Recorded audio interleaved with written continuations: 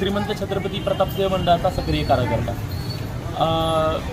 मला सातारकरांना एक विनम्र आव्हान करू वाटतं। या वर्षीपासून मंडळाने एक नवीन उपक्रम म्हणण्यापेक्षा एक प्रथा जी होती तर त्याला थोडासा सामाजिक दृष्टिकोनानं आणि एक सुरक्षेच्या दृष्टिकोनानं एक मंडळाने महत्त्वपूर्ण निर्णय घेतलेला आहे। तो असा आहे की दसऱ्याच्या मिरवणुकीत प्रतापसिंह मंडळाची आईसाहेबांची भेट होती। देवी चौक या इथे मोठा भेटीचा सोहळा होतो।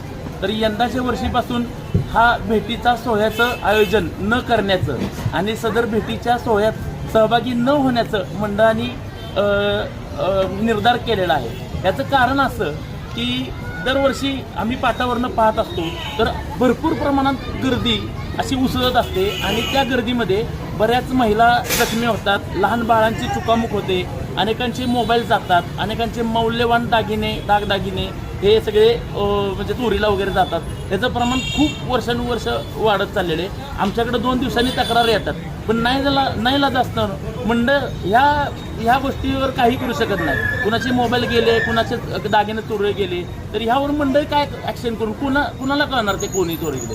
तर त्या आणि ह्या सगळ्या सुरक्षेच्या पार्श्वभूमीवर तिथं कुठलीही दुर्घटना घडली किंवा कुणाचा एखाद्याचा जरी बळी गेला किंवा काय झालं तर ते पूर्ण गालबोट आयुष्यभर मंडळाला राहणार आहे। त्यामुळं श्रीमंत छत्रपती प्रतापसिंह मंडळामार्फत मी समस्त भाविकांना आव्हान करतो की ह्या भेटीमध्ये आपण म्हणजे मंडळ ह्या वर्षी भेटीचं आयोजन करणार नाही, तर त्यामुळं गर्दी करू नये आणि जिथं अपघात घडेल अशी हे करू नये, एवढंच मी आव्हान करतो।